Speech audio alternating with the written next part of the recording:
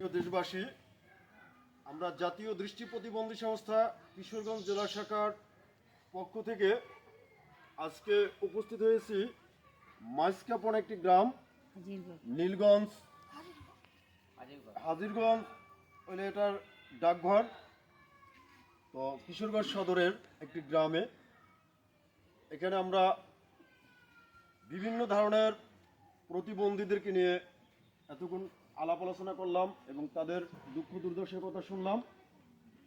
তো আমরা জাতীয় দৃষ্টি প্রতিবন্ধী সংস্থা কিশোরগঞ্জ জেলার পক্ষ থেকে গণপ্রজাতন্ত্রী বাংলাদেশ সরকারের মাননীয় প্রধান উপদেষ্টা ডক্টর ইউনূস স্যারকে জানাতে চাই যে আমার এখানে যারা দৃষ্টি প্রতিবন্ধী বা অন্যান্য প্রতিবন্ধী আছে, বিগত দিনে তারা সরকারের বরাদ্দকৃত একটি বাড়ি, একটি খামার অথবা উচ্চ গ্রামের যে ঘরগুলি দেওয়া হয়েছে তাতে এই প্রতিবন্ধীরা কেউই ঘর পায়নি।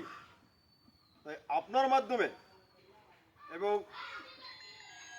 ত্রাণ ও পুনর্বাসন মন্ত্রণালয়ের অধীনে যিনি আছেন উপদেষ্টা, আমি ওই স্যারকে অনুরোধ করব যাতে কিশোরগঞ্জ জেলার মাননীয় জেলা প্রশাসক মহোদয় যিনি এখন বর্তমানে আছেন, উনি খুব দ্রুত গতিতে যাদের ঘরবাড়ি নাই তাদেরকে এই মাইজকাপন হাজিরগঞ্জ এলাকায় যে উচ্চ গ্রামটি রয়েছে, এখানে অনেক ঘর খালি রয়েছে, আমি এসে দেখতে পেলাম।